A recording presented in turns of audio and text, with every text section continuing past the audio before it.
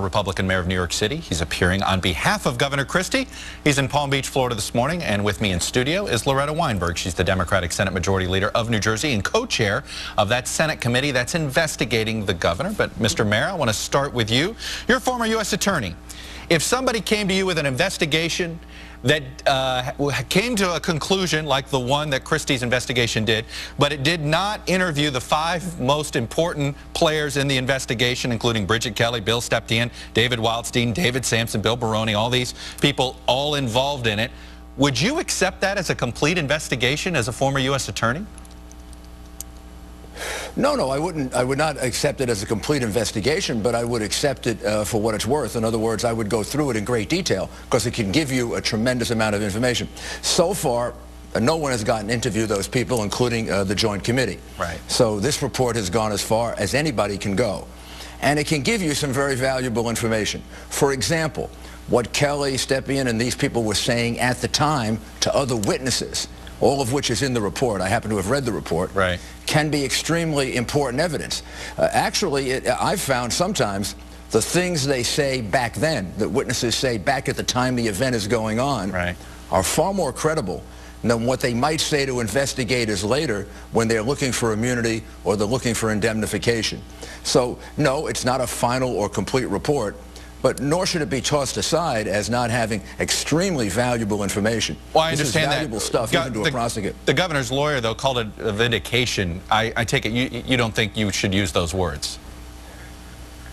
Well, I would say it's a vindication of the position that the governor didn't know beforehand and didn't order it, about as clear as you can get it, barring these 2 or 3 witnesses who might have something different to say now than they said then. But based on what they were saying back then, with witnesses who were interviewed, it is a vindication of the fact that the governor didn't know beforehand and the governor didn't order it. In order to give this investigation a little more credibility, should Gibson Dunn, the law firm that conducted it, release the full transcript of the interview they did with Governor Christie? That's up to them. I mean, I don't know how much more. But I'm asking you, do you think do you think it would be better for Governor Christie if that were public? I think the more that's made public, the better it is. And the more they share with the Joint Committee, and obviously they're going to give everything to the U.S. Attorney. I would consider that to be the most important part. Are they giving everything to the U.S. Attorney?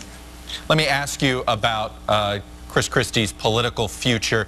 Here's a guy in 2013. He had sort of 3 big trademarks. He was seen as a competent guy, a straight shooter, and had some bipartisan credentials. You saw those poll numbers. He's lost the bipartisan credentials.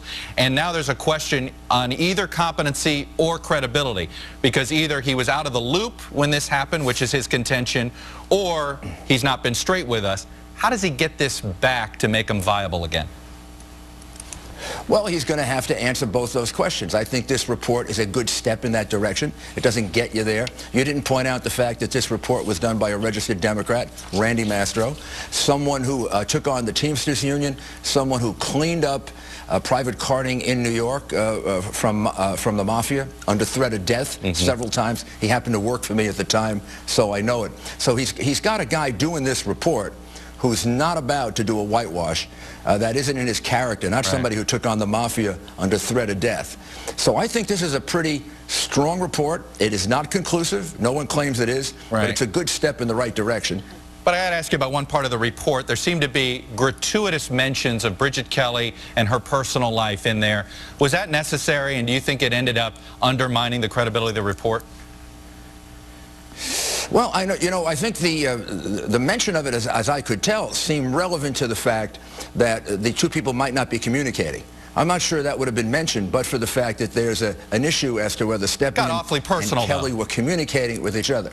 Got awfully personal, don't you think? Well, they had to explain. Well, yeah, but they had to explain why they weren't communicating. I mean, if they didn't explain why they weren't communicating, then people who want to gratuitously criticize the report would say, well, why wouldn't they be communicating? They were very well known to each other. They knew each other. These 2 people, I don't want to mention what the facts are, but they apparently were having some kind of fight, and they weren't talking to each other.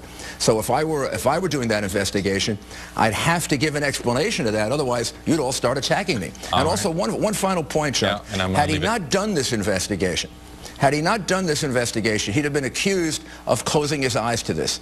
Every single situation in which a chief executive is put under this kind of scrutiny, they order a report like this so they can get the facts. That's a responsible thing to do. Now we'll have to see if it stands the test of time. All right, Rudy Giuliani, thank you very much. Now joining me is, for the other side of this, is Loretta Weinberg. Senator Weinberg, you're obviously part of this investigation. At what point are you going to accept what's it going to take for you to accept Governor Christie's side of this story? I'm willing to accept Governor Christie's side of the story all the way along. As soon as we get all of the information, as soon as we get a chance to question all the people we would like to question, and as soon as we get all the documents, you know, I'm glad. So what are you missing? Let's go through. Well, first of all, we're missing the list of 70 people that were interviewed in this so-called report. We're missing all the transcripts, not only of his interview with the governor, but his interview with all 70 of the so-called witnesses.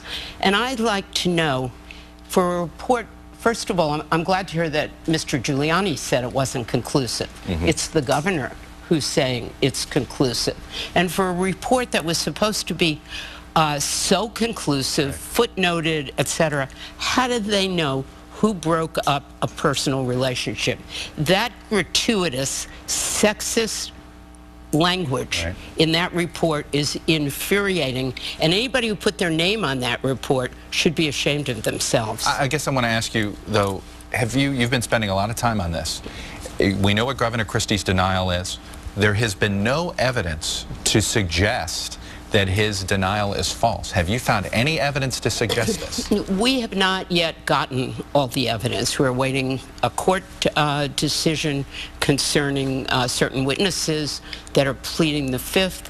And one of the things I do know is that this incident was known on September 13th when the executive director of the Port Authority reversed it.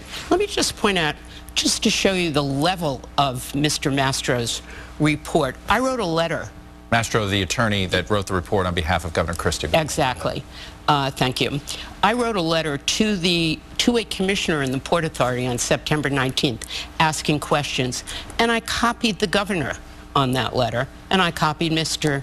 Sampson, who resigned as soon as the report came out, the former chair of the Port Authority of New York and New Jersey.